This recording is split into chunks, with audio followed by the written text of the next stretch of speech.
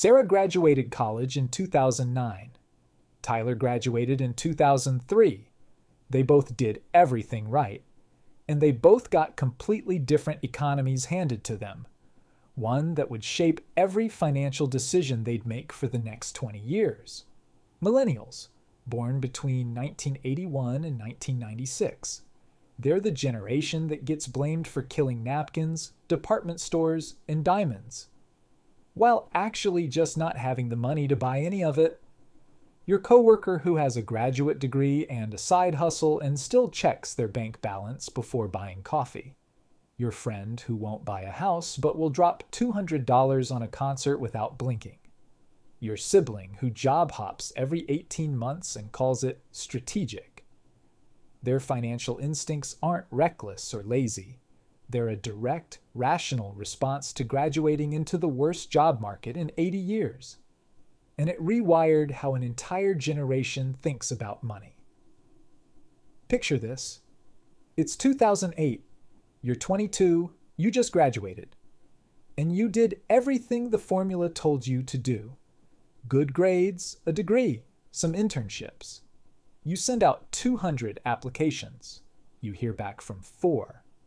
The ones that do respond offer you $28,000 a year for a job that required a $120,000 degree.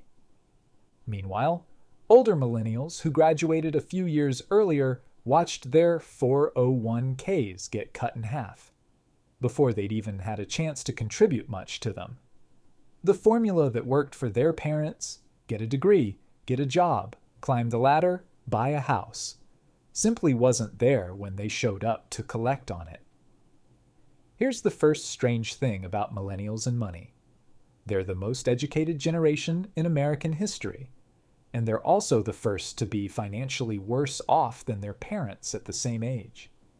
According to Federal Reserve data, millennials held about 4.6% of total U.S. wealth in their early 30s, compared to boomers who held roughly 21% of national wealth at the same age.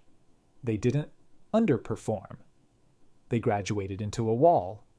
And the psychology that produced isn't laziness, it's what researchers call learned economic distrust. You stop believing the system rewards effort in a predictable way, so you start optimizing for flexibility instead of loyalty. Let's put some real numbers on that wall. In 2007, the median home price was roughly 4 times the median household income. By 2021, in many metro areas, that ratio had climbed to 7 or 8 times income.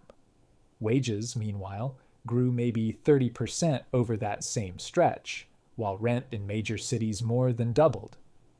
Student loan debt, the entry fee most of them paid to even compete for those 200 job applications, averaged around $30,000 per borrower. And that number kept compounding through deferments and income-driven repayment plans that sometimes grew the balance instead of shrinking it.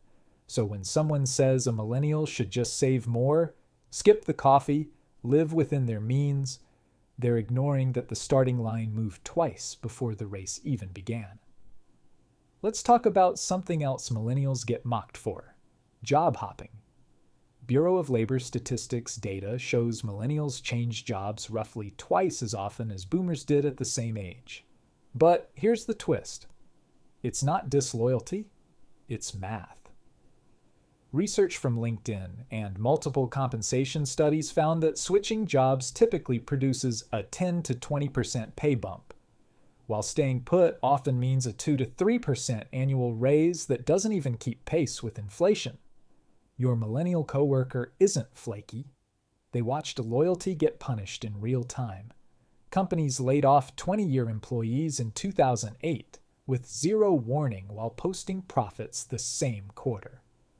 Once you've seen that happen to your parents or your older coworkers, staying loyal to an employer stops looking like virtue and starts looking like risk. It's 2010. You're watching your dad, who gave 22 years to the same company, get handed a box and walk to the parking lot 2 years before his pension would have vested. That image doesn't leave you. It rewires something. Never depend on one employer. Not because you're disloyal, because you watched loyalty get nothing in return. Here's something that confuses older generations. Millennials will skip buying a house but spend heavily on travel and experiences. A Harris poll found millennials prioritize spending on experiences over possessions more than any prior generation, even when they're carrying student debt. The math here isn't contradictory once you understand the constraint.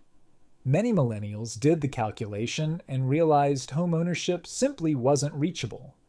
So instead of saving for a down payment they might never afford, they redirect the discretionary income toward experiences money can actually buy right now. It's not irresponsibility. It's rational reallocation toward the one category of spending that isn't gatekept by a market they've been priced out of. A down payment on a house you might not qualify for anyway is money sitting frozen, waiting for a threshold that keeps moving further away.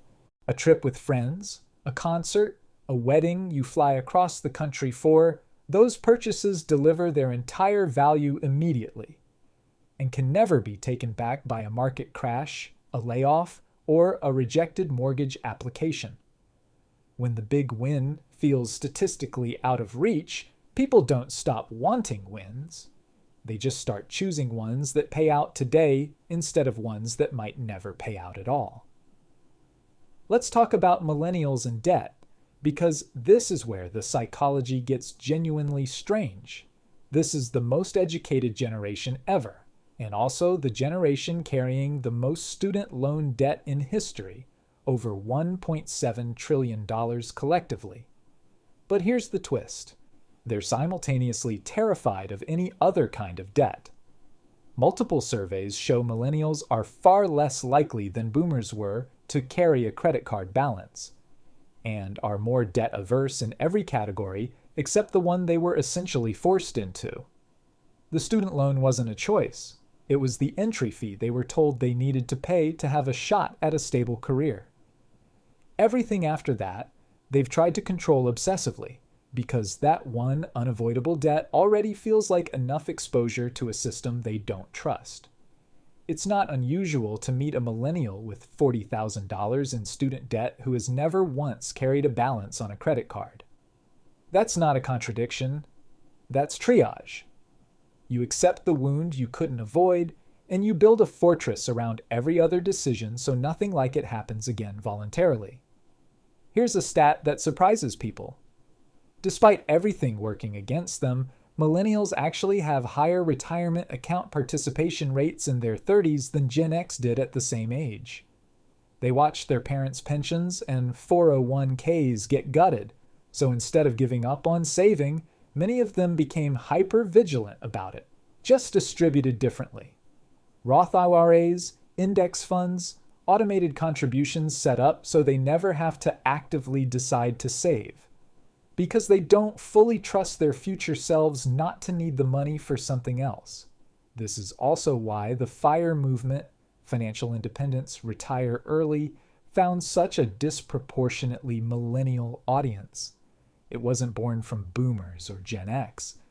It was millennials looking at the traditional retirement timeline and deciding to build an exit far earlier.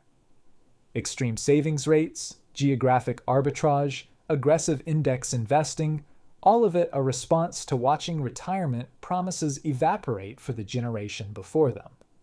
And here's where the gig economy piece comes in. Millennials didn't invent side hustles for fun. Pew Research data shows a meaningfully larger share of millennials report supplemental income streams compared to Gen X or boomers. Uber driving, freelance design work, reselling, content creation. This isn't entrepreneurial ambition for its own sake. It's diversification born from watching a single paycheck disappear overnight in 2008 and again in 2020.